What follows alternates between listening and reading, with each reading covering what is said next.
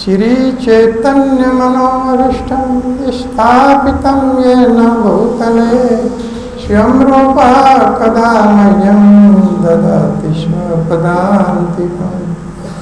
वन्देऽहं श्रीगुरु श्रीयुतपदं कमलं श्रीगुरुं वैष्णवांश्च श्रीरूपं साग्रजातं सहगणरघुनाथान्वितं तं सजीवम् सावधेतं सावधूतं परिजनसहितं कृष्णचैतन्यदेवं श्रीराधाकृष्णपादान् सहगणललिता श्रीविशाखान्वितांश्च।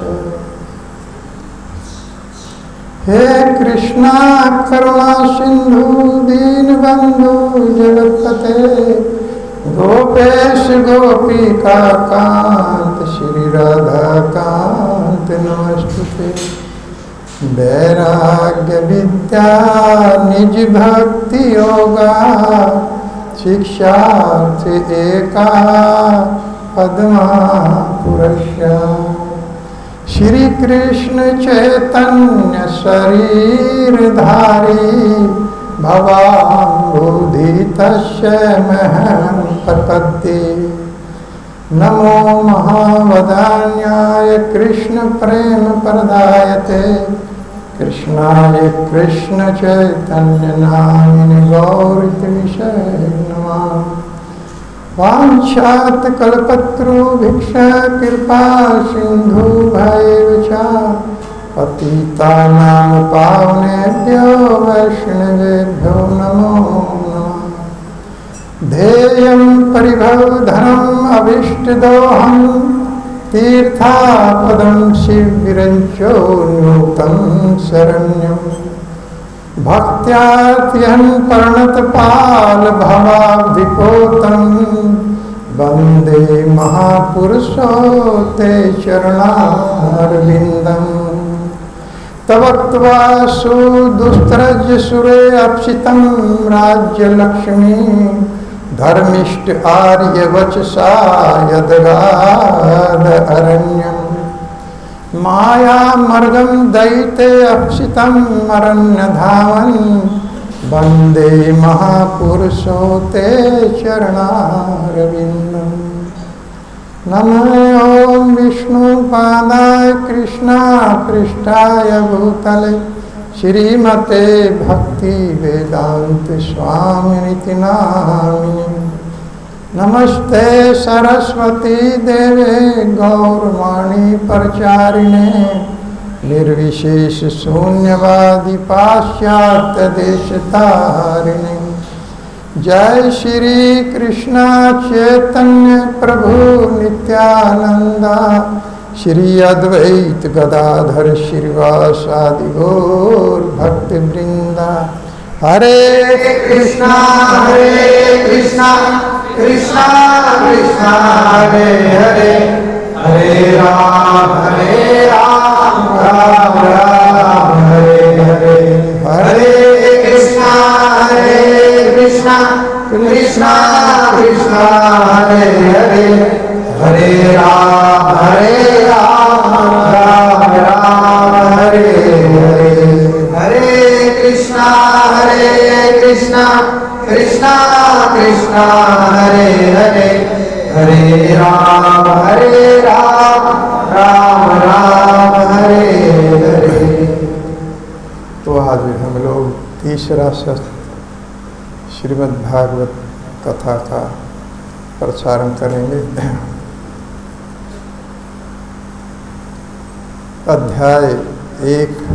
अध्याय स्कंद 1 अध्याय 8 श्लोक नंबर 21। कृष्णाय वासुदेवाय देवकी नंदनाय च नंदगोपकुमाराय गोविंदाय नमो नमः। नमः पंकजनाभाय नमः पंकजमालिने नमः पंकजनेत्राय नमस्ते पंकजांग्रे। तो कल के सत्र में आप लोगों ने श्रवण किया था कि माता कुंती भगवान की स्तुति गा रही है। बुआ है, पुत्र के समान भगवान लगते थे, लेकिन नमस्ते पुरुषत्वादमीश्वरम पर करते परम लक्ष्य से सर्वभूतानाम अंतर्बहिर्व्यवस्थितम। हे अनादि पुरुष, मैं आपको प्रणाम करती हूँ, क्योंकि आप अनादि हैं, आपका आदि और अंत नहीं है, और इस प्रकृति से परे आप हैं, और सभी जीवों के अंदर और बाहर आप उपस्थित हैं, फिर भी अलक्ष्य बने हुए हैं। और जब आप इस जगत में मनुष्य का रूप धारण करके लीला करने के लिए आते हैं, तो आपकी इन लीलाओं से लोग भ्रमित हो जाते हैं, वो लीलाओं को समझ नहीं पाते हैं। और इसलिए जो जिस प्रकार से कलाकार नाटक में कार्य करता है, उसकी वेशभूषा चेंज हो जाती है, और उसको उसके घर वाले या साथी भी नहीं पहचान पाते। लेकिन उस मनुष्य रूप में कलाकार का जो चरित्र है बहुत निष्कर्ष है। एक बार मैं कथा सुनाया था कि हमारे यहाँ हनुमान का रोल करते थे, और रात में जा कर के चोरी कर आया और फिर रोल कर दिया, फिर आकर के हनुमान जी का रोल कर दिया। कितना निकृष्ट चरित्र है। वास्तव में एक रोल करता है इस जगत का व्यक्ति, भगवान का रोल करता है तो उसको भगवान मानने लगते हैं। कोई हनुमान का रोल करता है तो उसको हनुमान मानने लगते हैं, लेकिन उसका चरित्र कितना छोटा है, वो किरदार निभा रहा है, वो भगवान नहीं है, वो हनुमान जी नहीं है। रात में जाकर के चोरी करके ले आया जिससे कोई शक ना हो। लेकिन भगवान जो लीलाएं करते हैं इस जगत में, जो रोल करते हैं, जो मनुष्य रूप धारण करके आते हैं, तो उनका चरित्र बहुत उत्कृष्ट है। जो वो किरदार निभा रहे हैं उससे बहुत बड़ा चरित्र है। इस तरह से भगवान को हमें समझना चाहिए, लेकिन मानुषी रूप में हम उनको भी अपने जैसा ही मानते हैं कि ये पुरुषों में उत्तम है। पुरुषोत्तम शब्द की व्याख्या निराकारवादी इसी से करते हैं, पुरुषोत्तम। लेकिन पुरुषों में उत्तम पुरुष कौन है? इस जगत में कोई भी पुरुष नहीं। मीराबाई कहती है कि इस जगत में कोई दूसरा पुरुष नहीं, एक श्री कृष्ण के अलावा। तो इस तरह से वास्तव में एक ही पुरुष है। भगवान की दो शक्तियाँ, तीन शक्तियाँ जो है, दो शक्तियाँ बहिरंगा और अंतरंगा दोनों स्त्री रूप में है, बहुत शक्तिशाली है। और जीव जो मनुष्य है ये भगवान की तटस्था शक्ति है, अर्थात बिन पैंदी का लोटा है। कभी माया की शरण में चला जाएगा तो भगवान की शरण में भी जा सकता है, दोनों तरफ। इसीलिए तटस्था शक्ति है। लेकिन इसीलिए पुरुषोत्तम भगवान को कहा गया है कि जो पुरुष हैं वो भगवान के स्वांश हैं। हम लोग पुरुषों में गिनती हमारी नहीं होती है। भगवान के जो स्वांश हैं, जैसे अनिरुद्ध, बलराम, परदुमन, सांब, भगवान शिव, भगवान ब्रह्मा, ये भगवान के स्वांश हैं, इनको पुरुष कहा गया है। और उनमें भी उत्तम जो है वो श्री भगवान। पुरुषोत्तम का ये नहीं है कि हमसे कुछ श्रेष्ठ उत्तम कोई मनुष्य है, ये धारणा नहीं है। तो कुंती महारानी आगे इसीलिए जान गई कि ये जगत का ईश्वर है, ये पुरुषोत्तम है, यही मात्र एक परम पुरुष इस ब्रह्मांड में है। तो प्रणाम कर रहे हैं कृष्णाय वासुदेवाय देवकी नंदनाय से। सबसे पहले कृष्ण को ही प्रणाम कर रही है, भगवान को प्रणाम कर रही है। कृष्णाय, हे कृष्ण मैं आपको प्रणाम करती हूँ। तो क्यों पद्म पुराण में भी वर्णन आया है कि भगवान शिव माता पार्वती को उपदेश करते हुए ये बात कहते हैं, आराधना नाम सर्वेशाम विष्णु आराधनम परम तस्मात् परतरम देवी तद्य नाम सम अर्चना। ये भगवान जो कृष्ण हैं, इनकी पूजा, इनकी आराधना सर्वश्रेष्ठ है। इनसे बड़ी किसी की आराधना नहीं। क्यों प्रश्न किया माता पार्वती ने, इन्हीं की आराधना क्यों सर्वश्रेष्ठ है? क्योंकि हे देवी, जो भी इनसे जुड़ जाता है उसको ये अपने जैसा बना लेते हैं, उसको अपने जैसा बना लेते हैं। मिट्टी का अर्चा विग्रह हो या चांदी का या सोने का या कागज का, अगर हम उनकी सेवा करते हैं, पूजा करते हैं अपने घर में रख करके, तो भगवान उनको अपने समान बना लेते हैं। उसमें भेद नहीं होता है। वो एज इट इज भगवान कृष्ण है। राधा गोकुलानंद बिल्कुल कृष्ण के रूप में यहाँ प्रकट है। इस तरह का भाव हमको लेकर के समझना चाहिए। कभी भी उसको कागज जहाँ सेवा होती है, लड्डू गोपाल किसी भी धातु के हैं, अगर सेवा हो रही है तो साक्षात भगवान के रूप में आपके घर में वो विराजमान। इस प्रकार से अग्नि में कोई भी वस्तु डालोगे अपने जैसा वो बना लेगी। उसी तरह से भगवान इस अर्चा विग्रह को अपने जैसा बना लेते हैं। हे देवी पार्वती, इसलिए जो भगवान का भक्त है, भगवान उसको भी अपने जैसा बना लेते हैं और कहीं कहीं तो अपने से भी श्रेष्ठ घोषित करते हैं। एक बार भक्ति सिद्धांत सरस्वती गोस्वामी महाराज से पूछा गया है, हे गोस्वामी, हे हमारे गुरु, आज हमें वो ज्ञान बताओ जो सर्वश्रेष्ठ है, वो ज्ञान दीजिए।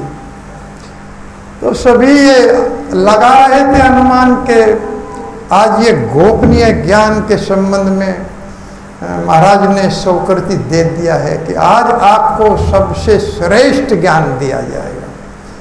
तो सभी भक्त लोग आइडिया लगा रहे थे कि या तो भगवत गीता पर महाराज बोलेंगे कि गोपनीय ज्ञान, भगवत गीता का जो गुह्य ज्ञान है, गुहत्तर ज्ञान है, गुहत्तम ज्ञान है, उस पर बोलेंगे, और या 10वें स्कंद पर श्रीमद् भागवत में गोपी जनों के साथ जो लीलाएं भगवान ने किया है उनके ऊपर बोलेंगे। लेकिन जब श्री महाराज ने बोलना शुरू किया तो सबने दांतों तले उंगली दबा लिया। क्या बोल रहे हैं? वांछात कल्पत्रु भिक्ष कृपा सिंधु भैव च पतिता नाम पावनेभ्यो वैष्णवेभ्यो नमो नमः। सबसे गोपनीय और सबसे रहस्यमयी भगवान कृष्ण का भक्त हो, सबसे गोपनीय। इसलिए भगवान अगर कोई भगवान के भक्त के साथ अपराध करता है तो कभी क्षमा नहीं करते। अपना अपराध क्षमा कर लेते, भगवान के प्रति अपराध हो जाएगा तो भगवान क्षमा कर देंगे क्योंकि वो सम है। लेकिन अपने भक्त के साथ अगर कोई अपराध करता है उसको वो क्षमा नहीं करते, निश्चित रूप से दंड मिलता है। एक बार इंद्र, जो इंद्र के पद पर हैं, तो उन्होंने गौतम ऋषि की पत्नी के साथ गौतम ऋषि का वेश बना करके और संग किया। गौतम ऋषि गंगा स्नान करने के लिए गए थे, तो उसी समय इंद्र ने अपना रूप धारण किया गौतम ऋषि का, और वो तो बिल्कुल गौतम ऋषि बनकर गए थे, तो उनकी पत्नी जो है वो अहिल्या उनको पहचान नहीं पाई। और उसमें चंद्रमा का भी दोष था। चंद्रमा, देखिए देवता लोग भी, देवता लोगों के बारे में देखिए आप, किस किस तरह की इनकी कहानियाँ हैं। इसीलिए भगवान कहते हैं कामे अस्ते अस्ते हरत ज्ञाना परपदंते अन्य देवता। जो मुझे छोड़कर देवताओं की शरण में जाता है उसके पास बुद्धि नाम की कोई चीज़ नहीं है। कामनाओं ने उनकी बुद्धि को ध्वंस कर दिया। विषया तरसो नर पुष्पो ये उपासते विभूतिर्न परम त्वाम। जो मुझे छोड़कर विषयों के लिए अन्य देवताओं को धाता है वो मनुष्य पशु के समान। विषय तरसो नर पशु ये उपासते विभूतिर्न परम त्वाम तेषाम आशीष ईश तदनु विनश्यंती यथा राजकुलम। जब मैं प्रलय करता हूँ तो ना वो देवता बचता है और ना उसका आशीर्वाद बचता है, वो समाप्त हो जाता है। जिस तरह से एक प्रधानमंत्री के रिजाइन करने पर पूरा मंत्रिमंडल स्वयं बर्खास्त हो जाता है, जब मैं प्रलय करता हूँ तो ना देवता बचते हैं और ना उनका आशीर्वाद बचता है। इसीलिए जो मेरी शरण में आते हैं सीधा उनको जो मुझसे लाभ मिलता है वो शाश्वत होता है, वो प्रलय में समाप्त नहीं होता है। देवताओं के द्वारा जो लाभ मिल भी जाता है वो भी मैं ही देता हूँ। अल्पवंतु फलम तेषाम तद भवत अल्पमेधसाम। वो क्षणिक है और वो त्रुटिपूर्ण विधि है, क्षणिक हो जाएगा, लेकिन सीधे मेरी शरण में आकर जो आप पाओगे वो सनातन फल आपको मिलेगा, उसे कोई नष्ट नहीं कर सकता। तो गौतम ऋषि आए तो अहिल्या को देख लिया। गौतम ऋषि ने अहिल्या को शाप दिया, क्योंकि उन्होंने बता दिया, हे प्रभु आप तो अभी अभी आए थे, तो कि मैं तो गंगा जी स्नान गया था। तो इसी त्रुटि के कारण इंद्र को ये फल भुगतना पड़ा। देवताओं को भी भगवान फल देते हैं, कर्मों का फल मिलता है, और उनको स्वर की योनि प्राप्त हुई, क्योंकि इंद्रिय तृप्ति में जो लोग रहते हैं उनको कुत्ते की और स्वर की योनि प्राप्त होती है, अगली योनि। इसी तरह से इंद्र को भी स्वर की योनि प्राप्त हुई और वो मृत्यु लोक में आकर के गिर गए स्वर की योनि में। और उधर इंद्र का पद खाली नहीं छोड़ सकते थे, तो नहुष महाराज को इंद्र बना दिया गया। नहुष महाराज को इंद्र का पद दे दिया गया। तो नहुष महाराज जिस स्वर्ग में राज्य कर रहे थे और धीरे धीरे करते गए, तो एक दिन उनकी भी नज़र शची पर पड़ी, जो इंद्र की पत्नी थी शची, शची माता। तो उनके अंदर भाव आ गया कि जब इंद्र का पद मेरा है तो ये शची भी मेरी है, और उन्होंने प्रस्ताव भिजवाया शची को। तो शची पतिव्रता स्त्री थी, उन्होंने गुरु की शरण ग्रहण की। बृहस्पति जी गुरु है देवताओं के, उनकी शरण ग्रहण किया और उनसे सारा वार्तालाप कहा। तो वार्तालाप कहा तो गुरुजी ने आदेश दिया कि कोई बात नहीं है, आप लव लेटर लिख दीजिए, एक पत्र भेज दीजिए और उनको बुला लीजिए इंद्र को। तो इंद्र के पद पर जो नहुष महाराज थे वो बहुत प्रसन्न हुए, अति प्रसन्न हुए, और उन्हें तुरंत, घोड़ों की भी व्यवस्था नहीं, सप्तऋषियों को जोत लिया, आदेश दिया सप्तऋषियों को तुरंत मेरे रथ को लेकर के चलो, और पीछे बैठ गए नहुष महाराज। और जल्दी जल्दी कह रहे थे, सर्प सर्प सर्प, अर्थ होता है जल्दी चलो जल्दी चलो, ये बोल रहे थे। तो सप्तऋषि में सबसे पीछे वशिष्ठ ऋषि थे। तो वशिष्ठ ऋषि चल रहे थे, तो नहुष ने जल्दी करने के कारण एक लात मार दिया वशिष्ठ महाराज को, इतने बड़े ऋषि हैं, कि जल्दी चलो, जैसे कोई घोड़े को हाँक रहा है, और चाबुक मार। तो तुरंत ही वशिष्ठ जी अलग हो गए और कहा, हे मूर्ख, तुम जो है विषयी जीवन व्यतीत कर रहे हो एक देवता के पद पर हो करके, और सर्प सर्प कर रहे हो, तो सर्प की योनि मिलेगी तुम्हें, अजगर बनोगे मृत्यु लोक में जाकर के। ये शाप दे दिया। फिर बहुत निवेदन किया हाथ जोड़ करके, हे प्रभु हमें क्षमा कर दीजिए, बहुत बड़ी गलती हो गई। तो विनय निवेदन किया तो शाप तो नष्ट नहीं होगा, लेकिन ये कब हो जाएगा कि आपको जब कोई श्रेष्ठ पुरुष से आपका सामना होगा और वार्तालाप होगी, अगर कोई श्रेष्ठ पुरुष है और आपके प्रश्नों का उत्तर दे दिया तो आप तब मुक्त हो जाएंगे। तो हे प्रभु हमारे खाने की क्या व्यवस्था रहेगी कि 3 घंटे एक पहर के अंदर तुम्हारे अंदर वो शक्ति आ जाएगी, जो भी तुम्हारी चपेट में आ जाएगा तुमसे छूट नहीं पाएगा, कितना भी शक्तिशाली। तो उधर पांडव लोग वनवास में थे, तो तो एक जगह उन्होंने अपनी झोपड़ी कुटिया बनाई और युधिष्ठिर महाराज कहने लगे, हे भीम, तुम नदी के पास तक ये जंगल थोड़ा काट के रास्ता बना लो। झाड़ियों लगी हुई थी, तो भीम झाड़ी काटने का काम कर रहे थे, सफाई करते हुए जा रहे थे, तो तभी उनको अजगर ने पकड़ लिया। अजगर की चपेट में आ गए और भीम इतने शक्तिशाली थे कि कोई अजगर उनका कुछ बिगाड़ नहीं सकता था। लेकिन वो नहुष महाराज ही थे अजगर के रूप में, और उन्हें ये वरदान था कि 3 घंटे तक कोई भी उसको छुड़ा नहीं सकता। तो भीम का बल जो है वो निष्क्रिय हो गया उनके सामने, वो अपने आप को छुड़ा नहीं पाए।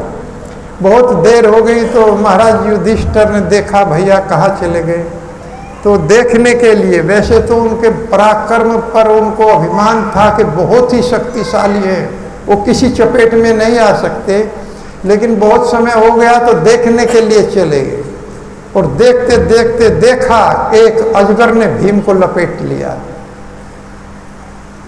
और ये देखकर समझ गए कि ये अजगर कोई साधारण नहीं है, क्योंकि भीम को कोई अजगर नहीं छू सकता, तुरंत वध कर देंगे।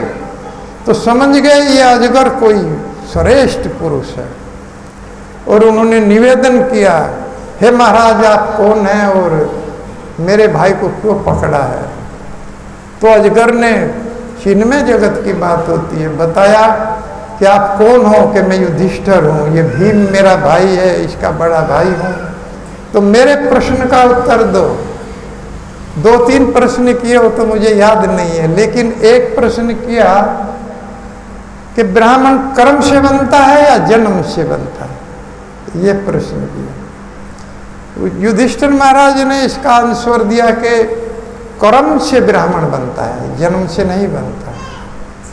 जैसा कर्म करेगा उसी के अनुसार। अब गुरु महाराज से जब हम दीक्षा लेते हैं, ब्राह्मण दीक्षा उसको कहते हैं, तो जनेऊ मिल जाता है तो ब्राह्मण हो जाते हैं। कोई भी हो, शूद्र हो, क्षत्रिय हो, जब गुरु महाराज के द्वारा दीक्षित हो जाते हैं तो ब्राह्मण बन जाते हैं। जिस प्रकार से परशुराम जी जो एक ब्राह्मण थे लेकिन अपने कर्म के कारण क्षत्रिय बन गए, कर्म से क्षत्रिय बन गए, और उधर विश्वामित्र जो एक क्षत्रिय थे अपने कर्म के कारण एक ब्राह्मण बन गए। तो ब्राह्मण कर्म से बनता है। और ये बात सुन करके वो नहुष एक राजकुमार के रूप में आ गया, सोने का मुकुट था, अपने वास्तविक रूप में आ गया और आकर के कहा, हे प्रभु आपने मुझे मुक्त किया है। बड़ा विनीत हो गए, युधिष्ठिर से बहुत विनती किया और भीम को मुक्त कर दिया गया। और एक विमान आया और वो लेकर के उन्हें स्वर्ग को चला गया, स्वर्गलोक में चले गए। और उधर दूसरी तरफ इंद्र की भी अवधि समाप्त हो गई, तो उधर ब्रह्मा जी इंद्र को लेने के लिए आए कि चलिए आपने जो पाप किया था उसका फल भुगत लिया स्वर्ग की योनि में आकर के, अब चलिए स्वर्गलोक में। तो इंद्र कहने लगे क्या वहाँ ऐसी व्यवस्था है कि कैसी, कि जितना सुंदर बेड लगा है ये कीचड़ में पड़ा हुआ था, गंदे मलमूत्र के कीचड़ को ही बेड समझता है स्वर्ग, और मल खाने को बहुत स्वादिष्ट व्यंजन मानता है। तो उसी में पड़ा हुआ था। ब्रह्मा जी ने कहा चलिए आपका साप जो है वो समाप्त हो गया, आप स्वर्गलोक चलिए।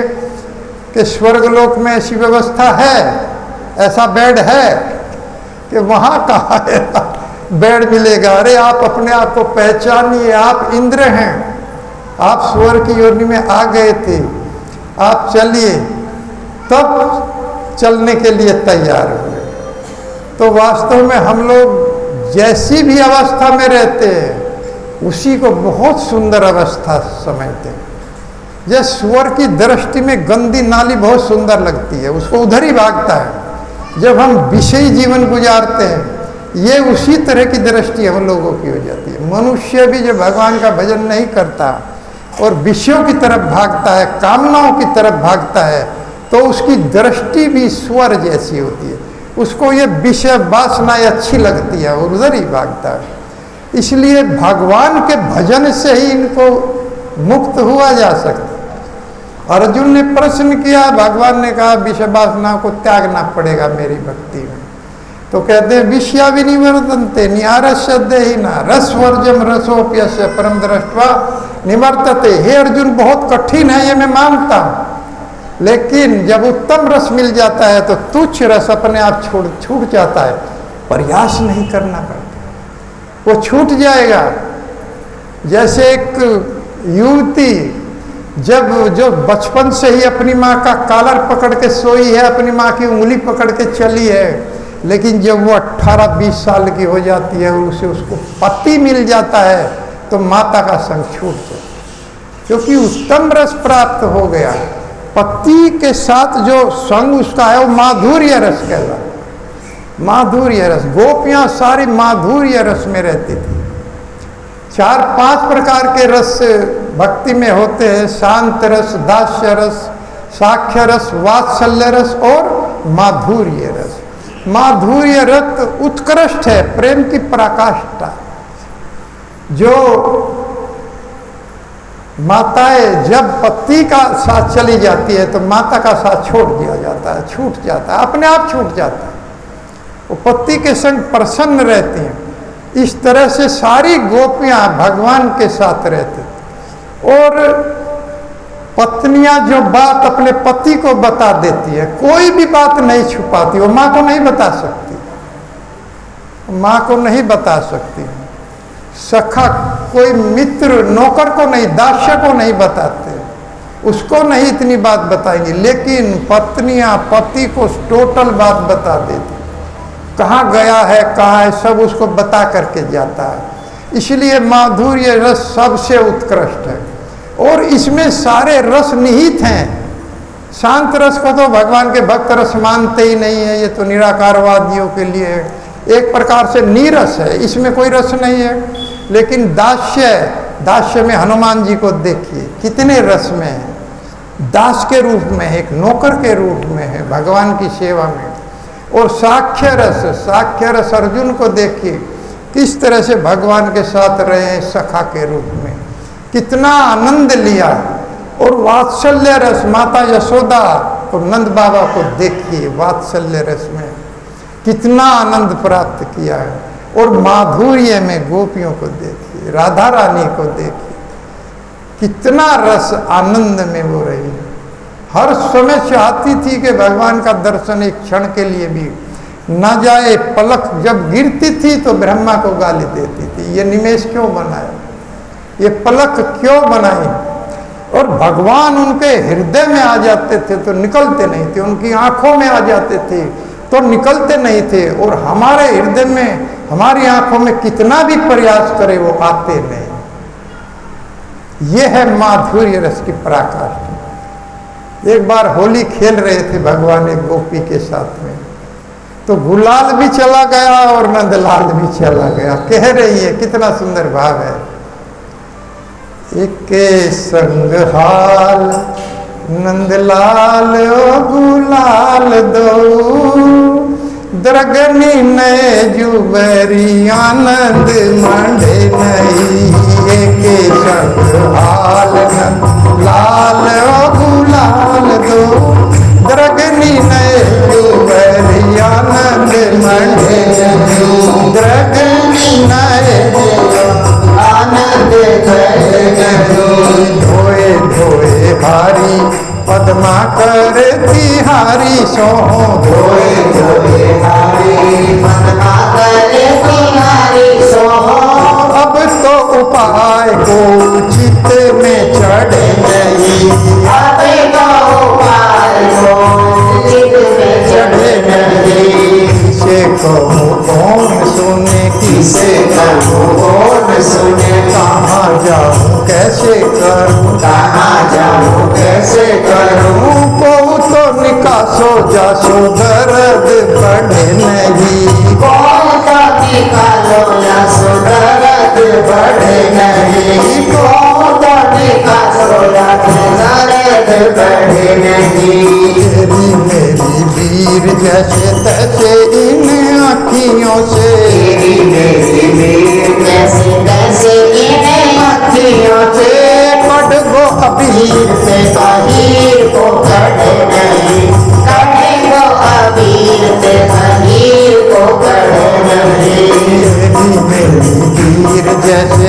से इन अखियों से, तेरी मेरी वीर जैसे तैसे इन अखियों से।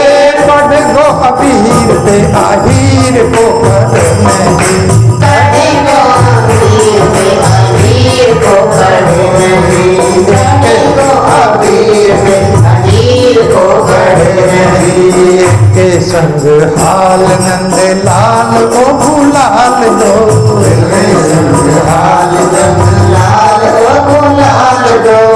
गगन नए जुबेरी आनंद मांडे नहीं, गगन नए जुबेरी आनंद मांडे नहीं। धोए धोए हारी पद्मा करती हारी सोहो, धोए धोए हारी पद्मा करती हारी सोहो।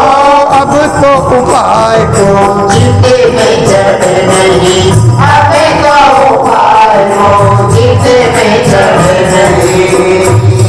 अपनी सखी से कह रही है, दूसरी गोपी से, ये सखी मैं जो होली खेल रही थी तो वो भी गुलाल फेंक रहे थे कन्हैया श्याम सुंदर, और मैं भी गुलाल फेंक रही थी, लेकिन उनका गुलाल मेरी आंखों में चला है और मैं धो धो के हार गई। बहुत प्रयास किया लेकिन चित्त में कोई उपाय नहीं चढ़ रहा है कि कैसे करूं, ये निकल नहीं रहा। कैसे करूं, कहाँ जाऊं, किसे कहूं, कौन सुने, कोई मेरी सुन नहीं रहा है। अरे कोई तो उपाय करो जिससे दर्द बढ़े नहीं, बहुत दर्द पीड़ा बढ़ती जा रही है। मेरी सखी बहुत प्रयास करने पर ये गुलाल तो निकल गया अबीर, लेकिन ये जो अहीर का छोरा है श्याम सुंदर, ये आंखों से नहीं निकल रहा, ये नहीं निकल पाया। भगवान निकलते नहीं थे क्योंकि आंखें इस तरह से हर समय भगवान का दर्शन चाहती थी। वास्तव में इन आंखों का काम ही भगवान का दर्शन है, दूसरा दर्शन है ही नहीं। अम्बरीश महाराज इन आंखों को भगवान के दर्शन में लगा था। कोई कोई भक्त तो सुबह ही आंख बंद कर लेता है कि इतने भगवान को नहीं देखूंगा, इतने में अपनी आंख नहीं उन्हीं के सामने खोलूंगा। अपने गले में रख लेते हैं, अपने कमरे में रख लेते हैं। और हमारे कमरे में तो मधुबन बिहारी में पहले ही भगवान वहाँ जो है उनका स्वरूप लगाया हुआ है, तो इस तरह का भाव रहता है। इन दुखियान को ना चैन सपने हूँ मिलो, तासो सदा व्याकुल विकल अकुलाएगी।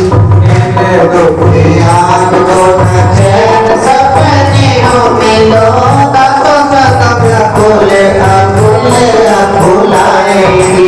इन दुखियान को ना चैन सपने हूँ मिलो, तासो सदा व्याकुल विकल अकुलाएगी। इन दुखियान को ना चैन सपने हूँ मिलो, तासो सदा व्याकुल विकल अकुलाएगी। प्यारे हरिचंद युगी बीती जानी ओद प्राण, प्यारे हरिचंद युगी बीती जानी ओद प्राण। चाहते चले थे ये तो संग न समाएगी, चाहते चले थे ये तो संग न समाएगी। देखो एक बार होना नैन भरी तो ही आते, देखो एक बार होना नैन भरी तो ही आते। जोन जोन लोग दिल कहाँ पछताएगी, जोन जोन लोग दिल कहाँ पछताएगी। ना प्राण प्यारे भाई तरस तिहारे हाय, ना प्राण प्यारे भाई तरस तिहारे हाय। मरे हुए आंखें खुली रह जाएगी, मरे हो पे आंखें खुली रह जाएगी, मरे हो पे आंखें खुली रह जाएगी। कभी कभी आंखें खुली रह जाती हैं मरने के बाद। कहती हैं कि कहीं चैन इन आंखों को नहीं मिल रहा है। ये श्याम सुंदर ये दुखी हैं, सुपने में भी इनको चैन नहीं है। और बिना प्राण प्यारे भय दरस तिहारे हैं। और जोन जोन लोग जो है वहाँ पछताएगी। देखो एक बार होना नैन भरी तो ही आते, नैन से भर करके एक बार भी तुम्हारा दर्शन नहीं कर पाई है। क्योंकि भगवान श्याम सुंदर का एक एक अंग इतना सुंदर था कि जहाँ भी गोपियों की नजर टिक गई वो फिर हटी नहीं, तो पूरा दर्शन कैसे करते? कहती है कि पूरा दर्शन हम नहीं कर पाए हैं, इसलिए तड़पती रहेंगी। जो भी लोक में हम जाएंगी वहां पर तड़पती ही रहेंगी। बिना प्राण प्यारे भय दरस तिहारे है। ये प्राण प्यारे तुम्हारे दर्शन के बिना मरहू के आंखें ये खुली ही रह जाएंगी, तुम्हारे दर्शन के लिए ये आंखें बंद नहीं हो।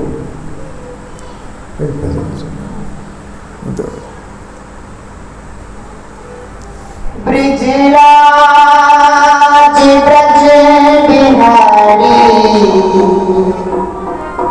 गोपाल बंसी वाले। ब्रज बिहारी गोपाल बंसी वाले। जिंदगी में हमारी प्रगटा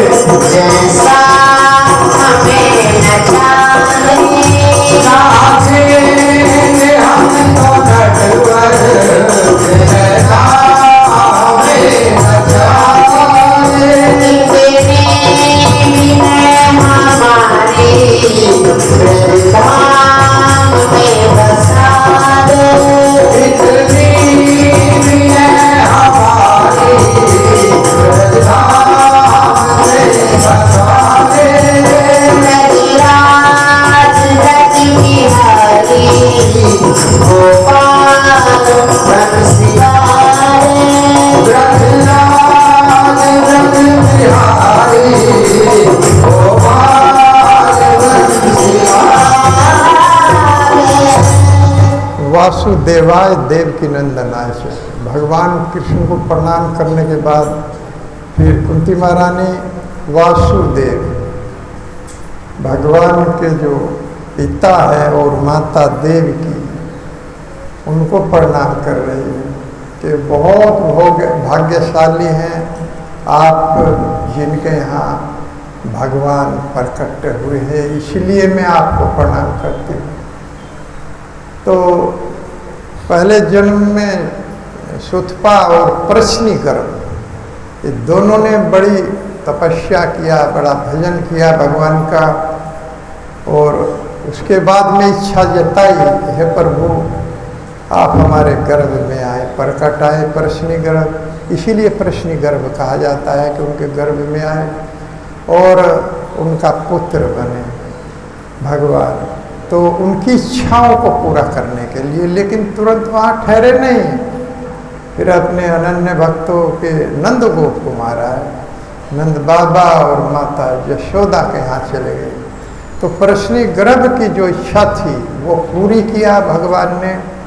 भगवान हमारे फाउंडर आचार्य प्रभुपाद जी कहते हैं कि purity is the force. Purity अगर आप में होगी तो आपकी इच्छा पूरी होगी निश्चित रूप से। प्रभुपाद जी कहते हैं मैंने भी इच्छा किया था कि, और बहुत झाड़ झंकार थे, एक वन था वृंदावन में, वृंदावन में मेरी इच्छा हुई कि यहाँ एक इस्कॉन का टेम्पल होना चाहिए, और भगवान ने मेरी उस इच्छा को पूरा किया, मेरे हृदय में आई और इच्छा पूरी कर दिया। तो शुद्धता अगर हमारे अंदर है, यही का उदाहरण ले लीजिए, यहाँ भक्तों ने इच्छा जताई। एक बार मेरे सामने प्रस्ताव रखा कि एक मंदिर बनना चाहिए, बल्कि मदन बिहारी तो वहीं गंगा जी के तट पर चाह रहे थे। हमने कहा भाई पैसे भी इतने नहीं हैं, तो एक आध बीघा ज़मीन कहीं देख लो और उसमें एक भगवान का रूम बना करके हम प्रयास करेंगे सब मिल करके। तो यहाँ के भक्त इतने शुद्ध हो गए कि इनकी इच्छा हुई और भगवान ने उसको सुन लिया। देखेगा कितना सुंदर मंदिर बन के तैयार हो गया। तो इस तरह से हमारे अंदर शुद्धता होना चाहिए, प्योरिटी इज द फोर्स। आपकी निश्चित इच्छा पूरी होगी। समस्त गोपियों की इच्छा भगवान ने पूरी किया। जो वृद्ध गोपियाँ थी, बुजुर्ग गोपियाँ थी, वो चाहती थी कि कृष्ण हमारा पुत्र बने, हमारा भी स्तनपान करे, क्योंकि माताएं जब अपने पुत्र को गोद में लेकर स्तनपान कराती हैं, दूध पिलाती हैं, बहुत बड़ा सुख उनको मिलता है। समस्त गोपियाँ चाहती थी कि ये जो नंद का लला है, यशोदा का लला है, ऐसा हमारा भी लला हो। तो भगवान इस बात को जानते थे, हृदय में वास करते हैं, और तुरंत उन्होंने ब्रह्मा जी का उधर जो मोह था उसको दूर किया, और 1 वर्ष तक गोपियों के बालक बन करके उनकी गोद में स्तनपान किया, गांव बछड़ा बन कर स्तनपान किया। तो भगवान किसी भी इच्छा को नहीं छोड़ते, लेकिन हम लोगों को भी ये इच्छाएं, विहाय कामान ये शर्मान पुमांस चरती निष्प्रहा, स्पृहा मतलब सारी कामनाओं को मोड़ देना चाहिए भगवान की तरफ। जब भगवान की तरफ मोड़ दे करके हम निष्प्रहा हो जाते हैं, एक कृष्णा भावना भावित होने की इच्छा सब इच्छाओं का समाधान है। कितना सुंदर रास्ता आगे बता रहे हैं भगवत गीता में भगवान, ऐसा ब्राह्मी स्थिति पारता नैनाम प्राप्य विभूयति स्थित्वा श्याम अंतकाली अपि ब्रह्म निर्माणम इच्छति। हे अर्जुन, ये जो कामनाएं हैं, अगर हम इसको भगवान की तरफ मोड़ देते हैं तो ये निर्माण का रास्ता प्रकट कर देते। अंत समय में भगवान का स्मरण होगा और निर्माण मिलेगा, हमको वैकुंठ प्राप्त हो जाएगा, निर्माण के रास्ते पर हम जाएंगे। कितनी सुंदर व्यवस्था है। इसलिए भगवान की तरफ हमको इनको मोड़ देना चाहिए। समस्त गोपियों की एक ही तो इच्छा थी कि भगवान का दर्शन हो, भगवान हमारे पुत्र बने, भगवान हमारे पति बने। सारी गोपियां पति के रूप में, जबकि उनकी शादी हुई थी लेकिन उनका कहना था रात में बंसी बजी, सब गोपियाँ तुरंत पहुंच गई। तो भगवान कहते हैं रात में और तुम अपने पति को छोड़ करके गैर पति के पास आई हो, ये बहुत बड़ा पाप है। कि ऐसा पाप हम करने के लिए हर समय तैयार। इसीलिए गोपियों ने सर्वधर्मान परित्यज्य अपनाया। आगे भगवान कहते हैं मैं पापों का नाश कर देता हूँ जो मेरी शरण में आता है, कि पाप कितने भी हो जाए हमें नाश नहीं करवाना है।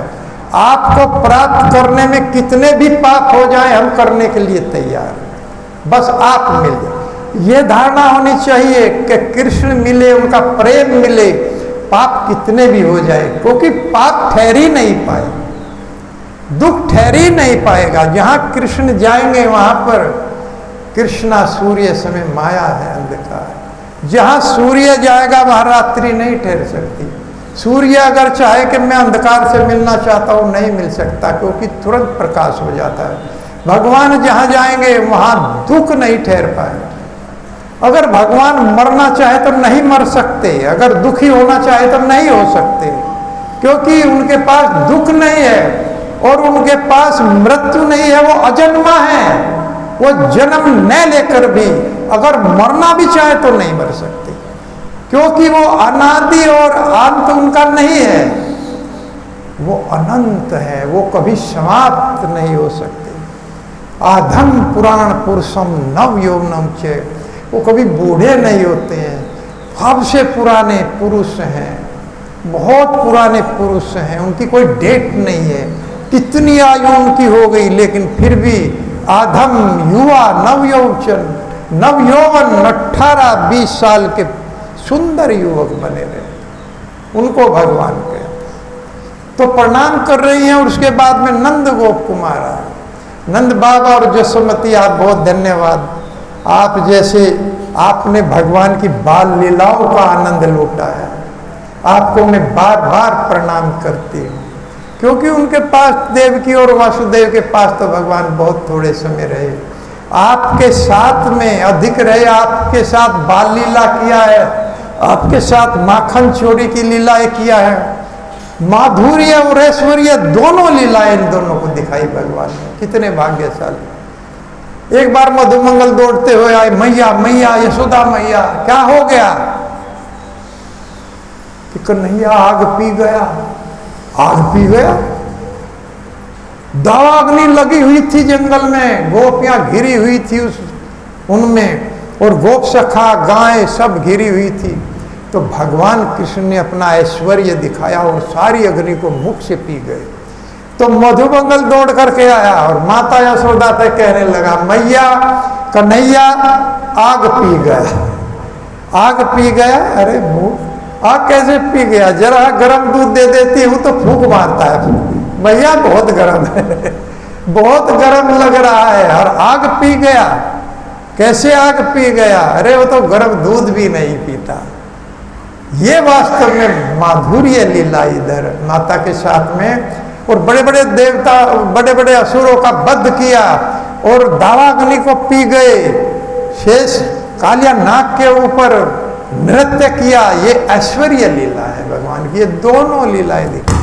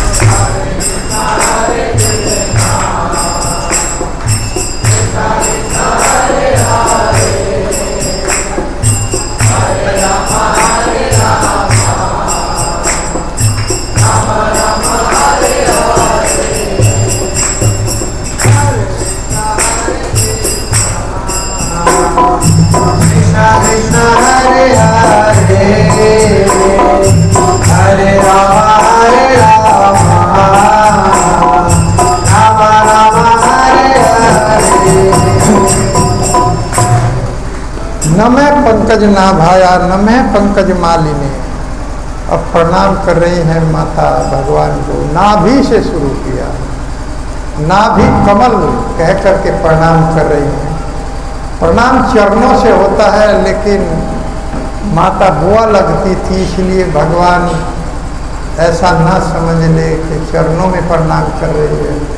तो अंत में करती है पहले नाभि से, नाभि कमल, हे प्रभु मैं प्रणाम करती हूँ आपको, आपकी नाभि कमल के समान, क्योंकि इसी नाभि से कमल के रूप में प्रकट हुए ब्रह्मा जी। और जब नाभि से कमल प्रकट हुआ तो उसकी नाल में ब्रह्मा जी हजारों वर्षों तक घूमते रहे, कोई पार नहीं पाया, भेद नहीं पाया। हजारों वर्षों तक घूमने के बाद में वहीं पर प्रार्थना की, तपस्या किया, भजन किया, हे प्रभु मुझे रास्ता दिखाओ। और इसी में तपस्या करने के बाद में फिर भगवान ने ज्ञान दिया और तब सृष्टि का उपदेश दिया। हे ब्रह्मा आप सृष्टि कीजिए। तो भगवान को नाभि कमल से प्रणाम कर रही है। नमः पंकज मालिने, मैं प्रणाम करती हूँ, आप पंकज की माला धारण करने वाले हैं। नमः पंकज नेत्राय, आपका जो नेत्र है वो कमल दल के समान है।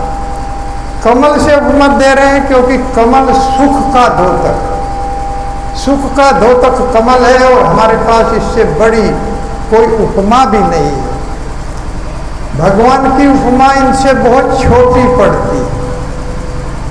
कुंती महारानी सुनी थी, माता अपने पुत्र ध्रुव को भगवान की शरण में भेजती है,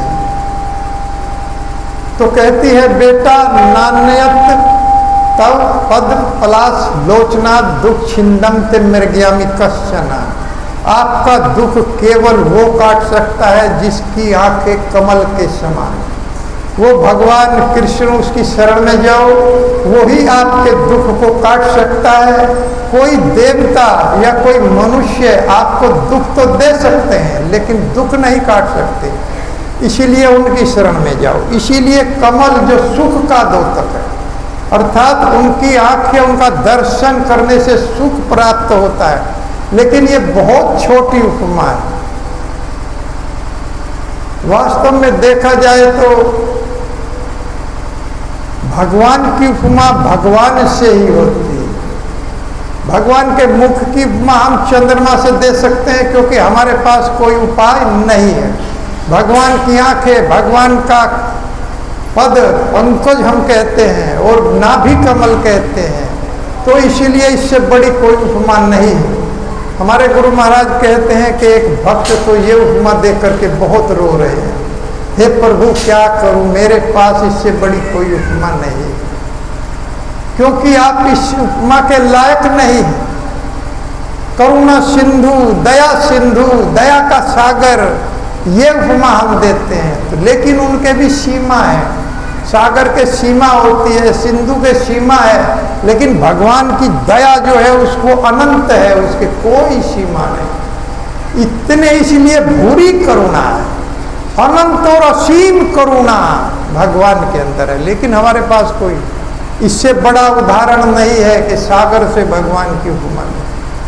इसीलिए गोस्वामी जी कह रहे हैं, निरूपम ना उपमा आन समान, राम समान निगम कहे, जयोनि खत खदोत सम, रवि लहत अति लघुताल है।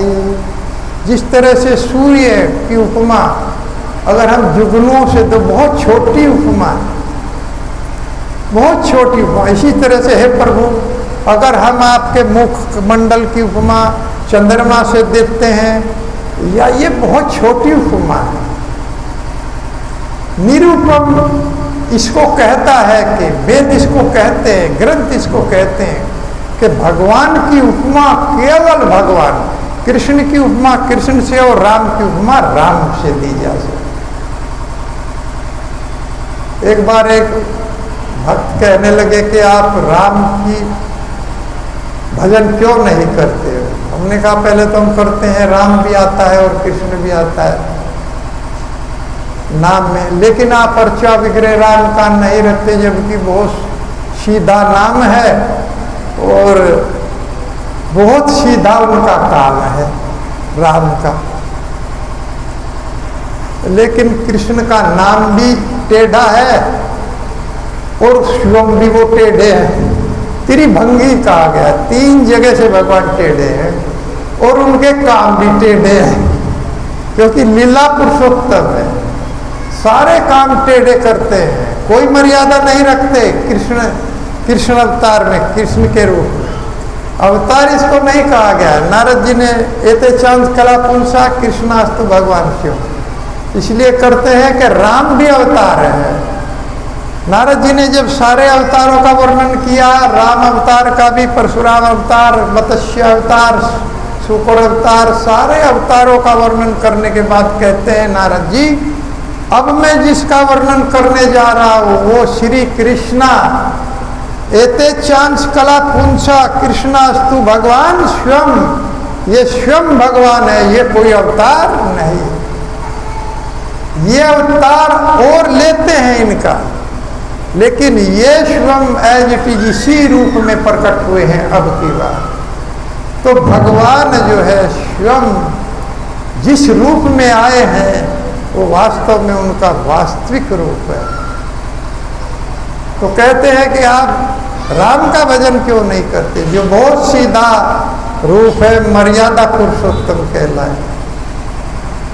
तो एक भक्त इसका उत्तर देते हैं कि हम अपना हृदय टेढ़ा करना जानते हैं, अगर हमें उनके लिए अपना टेढ़ा हृदय करना पड़े तो वो भी कर लेते हैं, जैसे गोपियों ने कर लिया।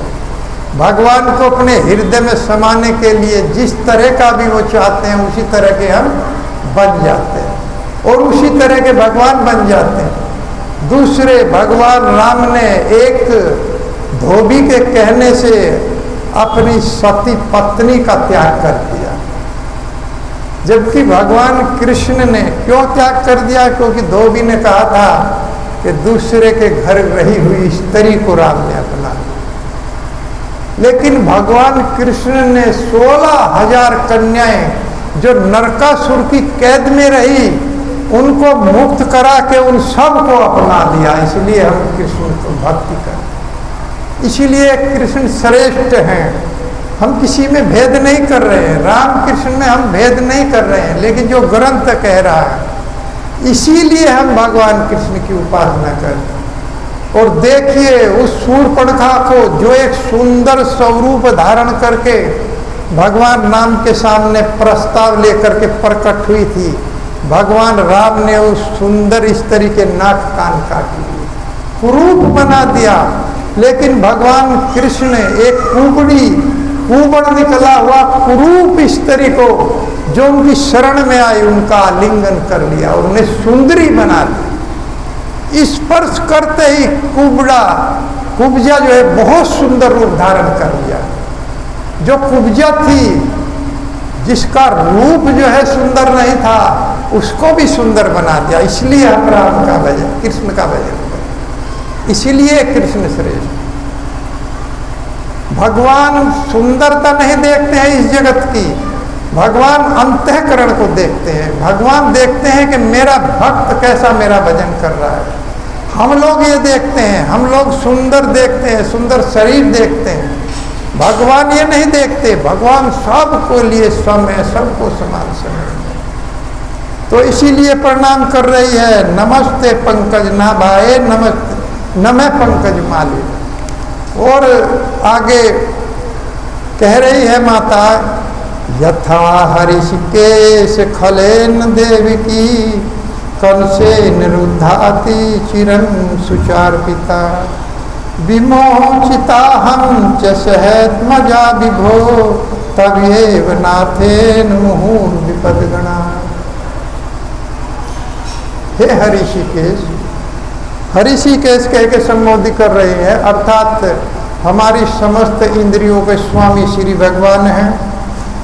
हे हरिषिकेश, खलेन देवकी कंसेन रुद्धाति चिरं सुचार्पिता। देवकी अति चिरम बहुत लंबे समय तक कंस की कैद में रही, लेकिन उधर आपने इतना ध्यान नहीं दिया है। विमोहितो चाहम चैसे आत्मजा विभो, मुझे और मेरे पुत्रों के साथ में आप तबीयब नातेन मुहुर विपद गणा, बड़ी बड़ी विपत्तियों से आपने हमको मुक्त कर दिया। बहुत बड़ी बड़ी विपत्तियां हमारे ऊपर आई और उन सारी विपत्तियों से मुझे और मेरे पुत्रों को आपने सदैव मुक्त किया है। जबकि आपकी जो माता है देवकी, उसकी तरफ आपने इतना ध्यान नहीं दिया है। वो अति चिरम बहुत लंबे समय तक कंस की कैद में रही है। वो बहुत बाद में आपने उसको छुड़ाया। इससे सिद्ध होता है कि भगवान अपने परिकरों से भी ज्यादा प्रेम अपने भक्तों से करते। अपने भक्तों की बात को वो गिरने नहीं देते, अपने परिकरों की बात को छोड़ देते।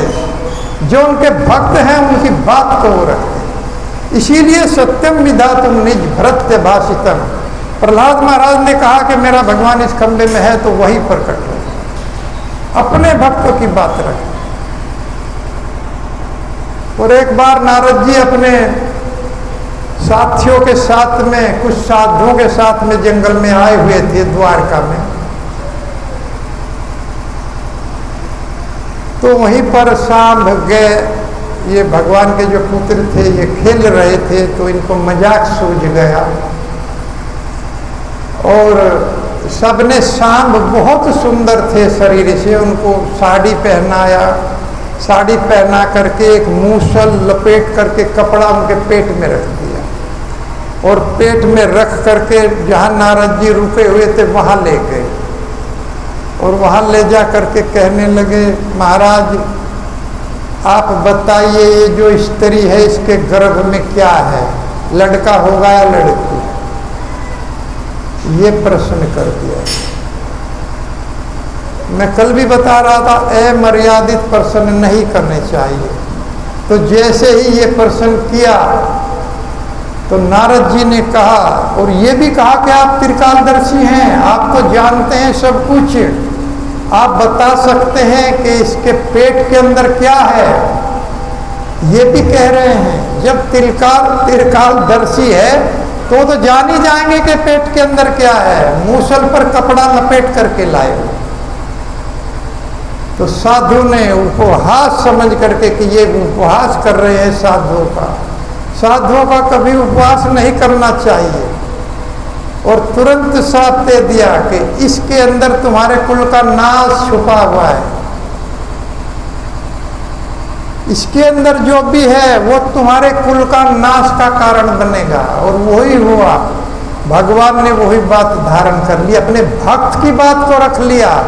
अपने भक्त की बात को भगवान नहीं गिराते, जो वो बोल देता है। ब्रह्मा जी ने कहा ना रात में ना दिन में ना देवताओं से ना मनुष्य से नहीं मरेगा, तो नहीं, वो सब बात का पालन किया भगवान ने।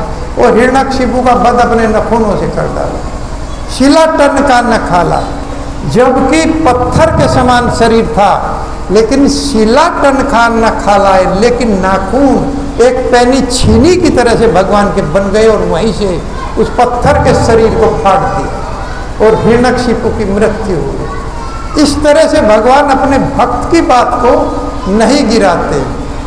और वही हुआ जब उग्रसेन के पास गए, सांब घबरा गए कि नारद जी ने जो कह दिया वो सत्य है। उग्रसेन को जाकर के बताया, महाराज इसी तरह से नारद जी ने बोल दिया, ये मूसल हमने गर्भ में एक उपहास की तरह से लेकर के गए थे, लेकिन उन्होंने कह दिया कि ये ही तुम्हारे कुल के नाश का कारण बने। अब उग्रसेन कहने लगे, ये तो निश्चित बहुत बड़ा साप हो गया, इसको घस दो पूरा। और समुद्र तट पर जा करके उसको घिसने लगे और घिस करके समाप्त कर दिया, तो उसी से पटेरा बन गया और छोटा सा जो बचा वो भील के हाथ लग गया। भगवान ने स्वयं अपने को इस लोक से जाने की विधि अपना ली, इस जगत को छोड़ने के अपने आप को भी छोड़ दिया और सब मधुरी पान करके आपस में कट के मर गए।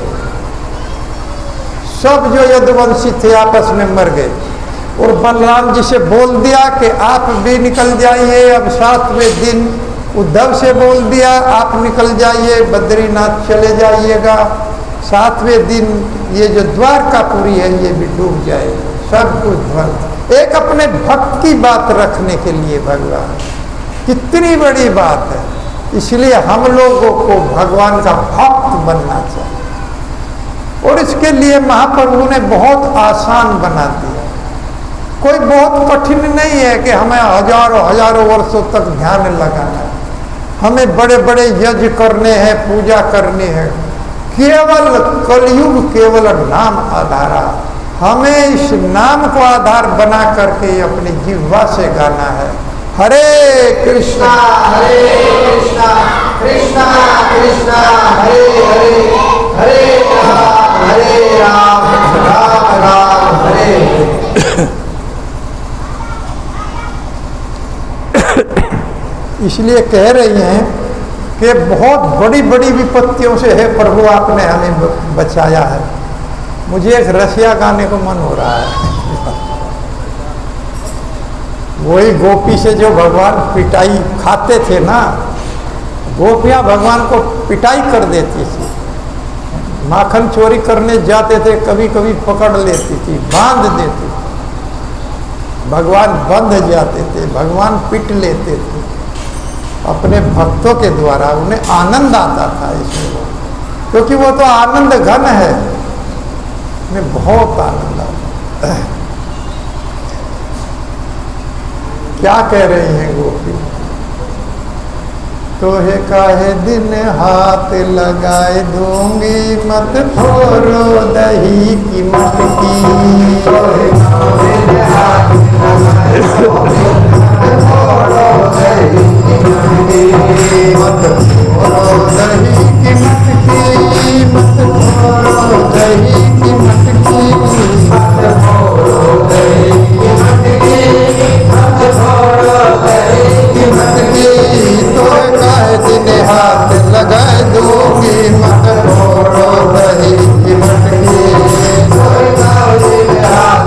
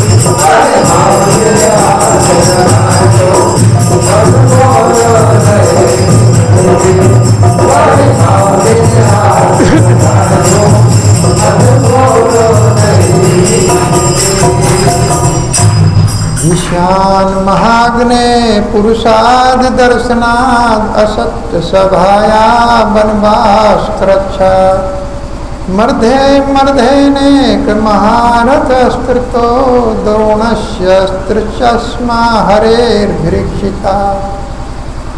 कह रही है कि कौन कौन सी विपत्तियों से आपने बचाया। कुछ विपत्तियों का नाम ले रही है। हे प्रभु, मर्दे मर्दे आपने हमें अनेक विपत्तियों से हमारी रक्षा किया है। तो कौन कौन सी विपत्तियां गिना रही हैं। विषयान महाग, विष दिया गया। मेरे पुत्रों को कौरवों के द्वारा विष दिया गया, उससे आपने बचाया। भीम को विष दे करके गंगा जी में डाल दिया गया था और वहां से भगवान की कृपा के हो गई, पाताल लोक में चले गए। पाताल लोक में अनेक सांपों ने उनको डसा और इसके बाद में अरेस्ट करके वासुकी नाग के सामने पेश किया। वासुकी नाग के पास उनके नाना जी बैठे हुए थे, तो उन्होंने उनको पहचान लिया, परिचय हुआ, तो तुरंत उनको 10 कुंड अमृत पिलाया गया। पहले 2000 हाथियों का बल था, 8 कुंड अमृत पिलाया गया तो 10,000 हाथियों का बल हो गया। देखिए, जिस पर भगवान की कृपा होती है उसे कोई मार नहीं सकता। भीम को मारने के लिए विष दे दिया गया था, लेकिन भगवान की कृपा थी, भगवान का साथ था तो और बलशाली होकर के आ गया। ये है भगवान की भक्ति। कोई कुछ बिगाड़ नहीं सकता है। मारे कृष्ण राखे के, राखे कृष्ण मारे के। जिसको कृष्ण बचाना चाहेंगे उसको कोई मार नहीं सकता, और जिसको कृष्ण मारना चाहेंगे उसको कोई बचा नहीं सकता। वैद्य जो है वो उस दिन दे के थक जाएगा, लेकिन बीमारी कटेगी नहीं। डूबते हुए को नाव नहीं बचा पाएगी और मरते हुए की रक्षा माँ बाप नहीं कर पाएंगे। जो भगवान के विमुख होगा वो बच नहीं पाएगा। इस तरह से बलशाली होकर के आ गया और देख करके कौरव लोग आश्चर्य में पड़ गए। अरे इतना विष दिया था, लड्डू खिला करके, उसके बाद भी ये बच करके आ गया। विषय महाअग्नि, महान अग्नि लगाई गई थी, लाखा मंडल गिना रही है। प्रभु आपकी कृपा से भीम बच गया। फिर हमारे पुत्रों को लाखा मंडल में एक भवन बनाया गया और उस भवन में लाख से बनाया गया था कि अग्नि दिखाते ही पूरा भस्म हो जाएगा। और वहाँ पर कौरव ने कहा कि बहुत सुंदर या बरनावा है, इसमें बनाया गया था। उसमें जो गुफा है उसको भी हमने देखा है। बहुत छोटी गुफा है, अब तो उसमें झुक के घुसना पड़ता है। और भीम जैसे व्यक्ति उसमें आए होंगे तो कितनी बड़ी गुफा होगी, और तो बहुत छोटी है। तो वहाँ पर उनको रखा गया था, लेकिन विदुर जी इस बात को जान गए थे कि पांडवों की मृत्यु के लिए इसको बनाया गया। तो उन्होंने मलेच भाषा में विदुर जी ने बताया था युधिष्ठिर को कि चूहा अगर वन में अग्नि लग जाए तो चूहा कैसे बच जाएगा। तो चूहा तो अपने बिल में वो निकल के भाग जाएगा, चूहे का कुछ नहीं बिगड़ेगा। तो इसीलिए उपदेश दिया था कि उसमें एक सुरंग बना लिया, और जाकर के सबसे पहले पांडवों ने एक सुरंग का निर्माण किया। जो हिंडन नदी है पास में, वहां पर जाकर के वो खुल रही है, हमने देखा। तो वो सुरंग तैयार कर लिया था, और उसी समय जब वो अग्नि दी गई तो एक भीलनी अपने 5 पुत्रों के साथ आकर के बरामदे में रुक गई, सो गई थी बाहर। तो उसमें अग्नि दिया गया तो भीम तो उन सबको लेकर के, माता कुंती को और अपने भाइयों को लेकर उस सुरंग से पार हो गए, और वो भीलनी उसमें जल करके राख हो गई। सुबह घोषणा हो गई कि पांडव जल करके राख हो गए। तो एक शरीर कुंती महारानी का और 5 पांडव, 6 शरीर उनको जले हुए वहाँ पर मिले। हे प्रभु, इस तरह से आपने उस लाखा मंडल से हमारे पुत्रों की रक्षा किया है। पुरुषाद दर्शनाद, और जंगल में बड़े बड़े असुर राक्षसों से आपने हमारे पुत्र की रक्षा किया। एक बार की घटना है कि एक बहुत बड़ा राक्षस रहता था, तो जहाँ रुके हुए थे पांडु, तो उसी गांव में प्रत्येक घर से एक गाड़ी भर करके वो खाने का सामान मांगता था और एक आदमी को मांगता था। इतना बड़ा राक्षस था। एक आदमी की भेंट मांगता था कि एक आदमी को खाऊंगा, और पूरा एक गाड़ी सामान खाने का मांगता था। हर घर से जाता था। तो उस दिन जिसके यहाँ रुके हुए थे वो ब्राह्मणी थी, वो रोने लगी कि मेरा एक ही पुत्र है और आज हमको हमारा पुत्र जाएगा। सुबह से खाना बना रही थी। कुंती महारानी ने पूछा, क्यों इतना खाना बना रही हो? कि आज हमारा नंबर आ गया, एक बहुत बड़ा राक्षस है, उसको खाने को देना पड़ता है, तो आज हम बना करके उसको देंगे और एक पुत्र हमारा है वो भी चला जाएगा। तो कुंती महारानी कहने लगी कि मेरे 5 पुत्र हैं, तुम्हारे तो एक है, मेरे 5 हैं। मैं अपने एक पुत्र को भेज दूंगी, उसके बाद भी मेरे 4 पुत्र बच जाएंगे। तो भीम को वो सामान लेकर के भेज दिया। और भीम महाराज को बकोदर भी कहा गया है भगवद गीता में, अर्थात बहुत खाने वाले थे, बहुत सामान खाते थे। तो पहले उन्होंने वो जो गाड़ी भर करके सामान गया था उसको खाया बैठ करके, सारा सामान खा करके देखा, और जहाँ वो राक्षस रहता था उसी के पास बैठकर खा रहे थे। फिर वो राक्षस आया, अरे मेरा सामान भी खा गया, अब मैं तुमको खाऊंगा, सामान भी मेरे अंदर चला जाएगा और तुम भी मेरे अंदर चले जाओगे, क्योंकि तुमने मेरा सामान खाया है। दोनों में युद्ध होने लगा और अंत में भीम ने उसका वध कर दिया। पूरा गांव खुशी से लहरा उठा कि माता कुंती के पुत्र ने एक उस राक्षस को मार दिया जो प्रत्येक दिन एक व्यक्ति को खाता था। हे प्रभु, आपने पुरुषार्थ दर्शनाद अर्थात उस राक्षस से हमारा रक्षा किया है। फिर कह रहे हैं अतः असत्य सभाया, और असत्य सभा से आपने हमारी रक्षा किया। कुंती महारानी उसको सुखदेव गोस्वामी असत्य सभा कह रहे हैं। वो सत्य सभा नहीं थी जिसमें एक स्त्री का चीर हरण किया जा रहा था और 20,000 कुर्सियां लगाई गई थी एक नग्न स्त्री को देखने के लिए, और जो सती और पतिव्रता स्त्री थी, बड़े बड़े योद्धा उसमें बैठे हुए थे। तो वहाँ है प्रभु आपने रक्षा किया, कोई रक्षा नहीं कर पाया, बड़े बड़े योद्धा थे उसमें, और भगवान ने आकर के चीर बढ़ाया और तब जो है मेरी पुत्री की रक्षा हुई, मेरी पुत्र बधू की रक्षा हुई। तो इस तरह से उस स्त्री को देखने की कामना से ही उन सब की मृत्यु उसी दिन निश्चित हो गई। बड़े बड़े योद्धा, इसीलिए इस कौन में कहा जाता है कि परदारेषु परद्रवेषु लोष्टवत् आत्मवत् सर्वभूतेषु यः पश्यति स पश्यति मातृवत् परदारेषु। परदारा पराई स्त्री माता के समान, पराया धन धूल के समान, सारे जीव अपने समान, जो देखता है वही वास्तव में आंख वाला है। इस तरह से इस कौन में पराई स्त्री को छूना भी गलत बताया गया। पराई स्त्री का चिंतन भी दुखदायी होता है। पराई स्त्री माता के समान होती है। एक छोटा हरिदास हुए हैं, भगवान चैतन्य महाप्रभु के भक्त थे, लेकिन एक महाप्रभु कीर्तन कर रहे थे, आश्रम से बाहर निकाल दिया। छोटा हरिदास को बाहर निकालो, सबने निवेदन किया, प्रभु बहुत अच्छे भक्त हैं कि नहीं, इसने एक स्त्री का चिंतन किया है, इसको बाहर निकालो। बाहर निकाल दिया और गंगा जी में जाकर डूब करके जान दे दी छोटे हरिदास ने। और जब उनको बताया कि छोटा हरिदास गंगा जी में डूब करके प्राण छोड़ दिया कि उसका यही प्रायश्चित था, उसने ठीक किया। चैतन्य महाप्रभु कहते तो देखिए किस तरह की दृष्टि हमारी होनी चाहिए। हमारी ऐसी दृष्टि नहीं कि किसी बच्ची का अपहरण कर लेते हैं। देखे कैसे कैसे लोग हैं, रेप करते हैं और फिर मर्डर कर देते हैं। ये तो रावण से भी बड़े हैं वास्तव में।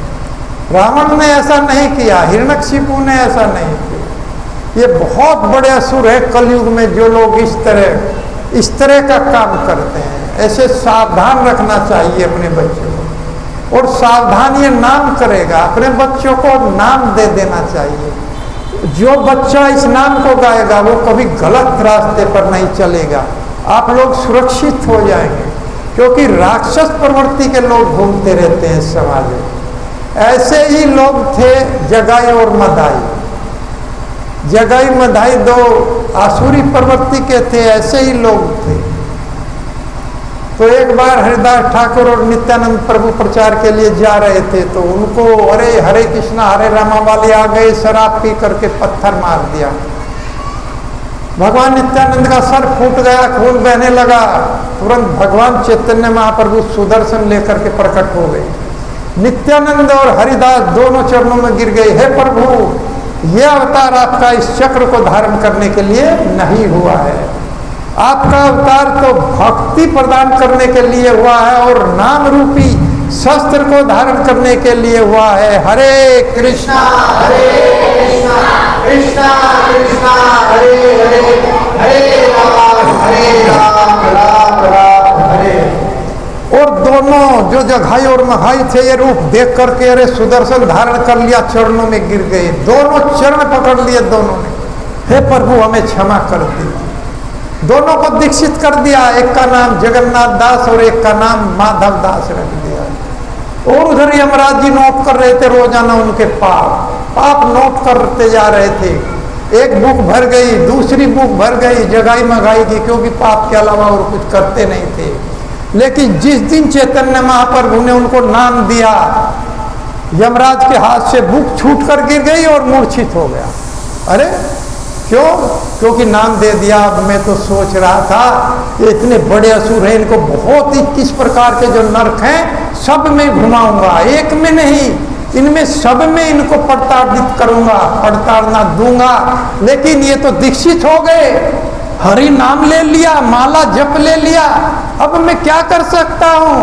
मूर्छित हो गए। ये है हरि नाम की महिमा। नामो उच्चारण महात्म्यम हरेर पश्यते पुत्र का अजामिलो अपि ये नेवम मृत्यु पासाद मुच्यते। हे मेरे दूतो, अब आप देखिए इस नाम का महत्व कितना है कि अजामिल जैसा पापी भी इस नाम का उच्चारण करके मृत्यु के पास से छूट गया। उसकी आई हुई मृत्यु चली, छूट गया इस नाम का उच्चारण करके। इतना शक्तिशाली नाम भगवान देते। कह रहे हैं कि हे प्रभु, आपने हमारी बहुत रक्षा किया है और वनवास करक्षत है, और वन में आपने जो हमारे ऊपर विपत्तियां आई है उनसे हमारी रक्षा किया। एक बार दुर्वासा ऋषि को भेज दिया कि वहां पर पांडव रुके हैं। दुर्योधन ने बहुत सेवा किया दुर्वासा की, और दुर्वासा प्रसन्न हो गए तो क्या मांग लिया कि हे प्रभु, आप पांडवों के पास चले जाइए, 10,000 शिष्यों को लेकर जाइए और वहां भोजन ग्रहण करिए, ये मेरी इच्छा है, ये मांग ली। और ऐसे समय में भेजा कि जब द्रौपदी खाना खा चुकी, क्योंकि अक्षय पात्र था, उसमें से प्रसाद निकलता था, बनता था, तो उस समय भेजा। और प्रसाद द्रौपदी कर लेती थी तो कोई फिर वो अक्षय पात्र प्रसाद नहीं देता, भोजन नहीं देता। तो दुर्वासा जी गए और द्रौपदी ने स्वागत किया कि महाराज आप क्या सेवा किया जाए, कि मेरे साथ 10,000 शिष्य हैं और मैं भोजन करेंगे, हम अभी स्नान करके आते हैं। तो द्रौपदी चिंतित हो, बहुत चिंतित हो गई। दुर्वासा जी स्नान करके आएंगे, अक्षय पात्र में मैंने भोजन कर लिया, अब कैसे प्रसाद की व्यवस्था होगी। उसी समय भगवान को याद किया, भगवान का चिंतन किया। भगवान प्रकट हो गए और कहने लगे क्या प्रॉब्लम है। तो द्रौपदी ने बताया, महाराज इस तरह से दुर्वासा जी आए हैं, 10,000 शिष्य हैं वो भोजन करना चाहते हैं। अब मैं कैसे भोजन कराऊं, क्योंकि मैं भोजन कर चुकी हूँ। कहा कि उठा के लाओ अक्षय पात्र को, उठा करके लाई और एक दाना लगा था चावल का, वही दाना मुंह में डाला तो पूरा ब्रह्मांड तृप्त हो गया। उधर दुर्वासा जी स्नान करके कहने लगे भैया डकार आ रही है। बहुत बड़ी डकार लिया दुर्वासा जी ने, और शिष्य कहने लगे महाराज हमें भी डकार आ रही है, तो भोजन बन रहा है उसका क्या होगा कि महाराज हम नहीं खा सकते। चलो फिर द्रौपदी साथ दे देगी, अगर वहां गए भाग लो निकल जाओ। तो सब के सब 10,000 शिष्यों को लेकर दुर्वासा जी वहां से भाग गए, निकल गए। इस तरह से हे प्रभु आपने हमारी रक्षा किया है, और मर्दे मर्दे अनेक महारथ अस्त्र तो, और युद्ध में अनेक महारथियों से, ऐसे ऐसे महारथी थे, एक महारथी 100 रथी के साथ युद्ध कर सकता था, इतने बड़े शक्तिशाली। भीष्म द्रोण कर्ण ऐसे ऐसे योद्धा थे। द्रोणम च भीष्मम च जय दरथम च कर्णम तथा ज्ञानपि योद्ध वीरान मया हस्तान तम जेहि मावतिष्ठा युद्धस्व जेतासी रणे सपत्नान। हे अर्जुन, बहुत बड़े बड़े योद्धा हैं मैं जानता हूँ, लेकिन इन सब को मैंने पहले ही व्रत कर दिया। युद्ध में बढ़ो और इनको जीतो, ये सब व्रत हैं, तुम्हारी जीत हो। इस तरह से आपने मेरे बच्चों का रक्षा किया, मेरे पुत्रों की रक्षा किया। हे प्रभु, हरेर वृक्षता, अभी अभी द्रोण के अस्त्र से अश्वमेघ शक्ति जो द्रोणाचार्य के पुत्र ने अश्वत्थामा ने अभी अभी उत्तरा के गर्भ पर परीक्षित का नाश करने के लिए छोड़ा था, उससे अभी अभी आपने रक्षा किया, ये हमने देख लिया। आप सदैव हमारे साथ रहे, इसलिए विपदा संतु ता शाश्वत तत्र तत्र जगत गुरु भवतो दर्शनम जस्यात् पुनर्भव दर्शनम। हे प्रभु, मैं केवल आपसे दुख मांगी। कोई मांगेगा, कोई मांगेगा दुख? अगर भगवान प्रकट हो जाए तो क्या मांगे? कहेंगे बहुत बड़ा धन हो जाए, कोई पुत्र मांगेगा, कोई संपत्ति मांगेगा, है? लेकिन कुंती महारानी क्या मांग रही है? शिक्षा लेनी चाहिए हम लोगों को। दुख मांग रही है, हे प्रभु मुझे विपत्तियां दीजिए, क्योंकि विपत्तियों में सदैव आप हमारा साथ देते और विपत्ति में भगवान याद आते। इसीलिए मैं विपत्ति चाहती हूँ। हे जगत गुरु, आप मुझे विपत्तियां दीजिए। भव तो दर्शनम क्या होगा? उससे आपका दर्शन होगा, और दर्शन आपका जब होगा तो जन्म मृत्यु का दर्शन नहीं होगा, उसको काट डालेगा। आपका दर्शन मुझे जन्म मृत्यु के चक्र से बचा लेगा। अर्थात बहुत बड़ी बात मांग रहे हैं, विपत्तियों के साथ साथ जन्म मरण से छुटकारा मांगे। आपका दर्शन जहां होगा वहां जन्म मृत्यु का चक्र ठहर नहीं पाए, तो चला जाए श्रद्धा। इसलिए आप जो है मुझे विपत्तियां दी। वास्तव में भगवान के भक्त के ऊपर भी बहुत विपत्तियां आती, लेकिन उसमें उनको तितिक्षु है, करुणिका, सुहृदय, वो सहनशील बन जाता है। भगवान उनको शक्ति देते हैं सहन करने की, वो सब सहन कर लेता है। मात्रा स्पर्शास्तु कौनते शीतोष्ण सुख दुखदा मम वर्तमानानुवर्तन्ते मनुष्य पार्था सर्वसा। मैं भी, मेरा अनुकरण मनुष्य करते हैं, अनुसरण मेरा करते हैं, मैं भी कर्म करता हूँ, और मैं जो जो जिस भाव से मेरी भक्ति करता है उसी तरह का उसको फल देता हूँ। क्योंकि वो शीत में, गर्मी में, सर्दी में वो विचलित नहीं होता है, वो सदैव मेरे भजन में दृढ़ रहता है, वो विपत्तियों में विचलित नहीं होता है। कितनी बड़ी विपत्तियां है, और हम क्या करते हैं, माला ले लिया, घर में अगर कोई छोटी सी घटना हो गई, जब से ये माला लिया है तब से ठीक नहीं लग रहा, माला करते नहीं है, भगवान को दोष देते। ये घर में जब से माला आई है, हमारे घर में ये घटना घट गई। घटना तो घटेंगी, क्योंकि इस घटनाओं के जगत में हमने जन्म लिया है। विपत्तियां तो आएंगी, दुखालयम ऐसा स्वतः। ये जगत क्षणिक है, दुखों का घर है, दुखों के घर में हम हैं तो दुख तो आएंगे, भगवान को क्यों दोष दिया जाता? कोई कहता है भगवान हमारे साथ न्याय नहीं करते। भगवान न्याय करते ही नहीं है। भगवान तो दया और कृपा करते हैं, दो विभाग उनके पास। वो न्याय नहीं करते। न्याय के लिए उन्होंने यमराज जी को नियुक्त किया। यमराज जी दंड देते हैं, न्याय करते। वो न्याय नहीं करती, वो तो केवल दया और कृपा, दो चीज उनके पास है। मोदी जी केवल दया करते हैं, हमारे प्रधानमंत्री, वो न्याय नहीं करते। न्याय के लिए तो जज नियुक्त किए हैं। मोदी जी ने जजों को लगाया है, पुलिस को लगाया है, वो न्याय करते हैं।